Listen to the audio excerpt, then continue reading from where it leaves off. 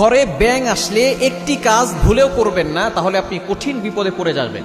ব্যাঙ হচ্ছে এমন একটা প্রাণী যে ব্যাঙ মারতে নবীজি সাল্লাল্লাহু আলাইহি ওয়াসাল্লাম নিষেধ করে দিয়েছেন। ব্যাঙ হচ্ছে এমন একটা প্রাণী, হযরত ইব্রাহিম আলাইহিস সালামকে যখন নমরুদ আগুনে নিক্ষেপ করেছিল, তখন টিকটিকি এই আগুনকে আরো ধাউ ধাউ করে যাতে করে জলে যেন ফু দিয়েছিল, যার কারণে টিকটিকি মারা হচ্ছে সওয়াবের কাজ।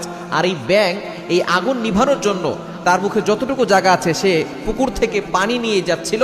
তখন তাকে জিজ্ঞেস করা ছিল এই পানি নিয়ে কোথায় যাও, তখন সে বলেছিল আমি ইব্রাহিম আলাইহিস সালামকে যে আগুনে নিক্ষেপ করা হয়েছিল আমি এই আগুন নিভাতে যাই।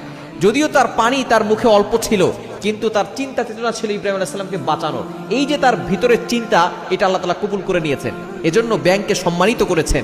ব্যাঙ বর্ষাকালে আসলে মানুষের ঘরে যায়, মানুষের ঘরে যদি কোনো ব্যাঙ যায় মনে করবেন ওই ঘরের ভিতরে আল্লাহ পাক রব্বুল আলামিন বৃষ্টির মতো রহমত দান করবেন, বরকত নাজিল করবেন। এই ব্যাঙ যদি আপনার ঘরে ঢুকে তাহলে ব্যাঙকে মেরে ফেলবেন না, ব্যাঙকে আপনি তাড়িয়ে দিবেন না।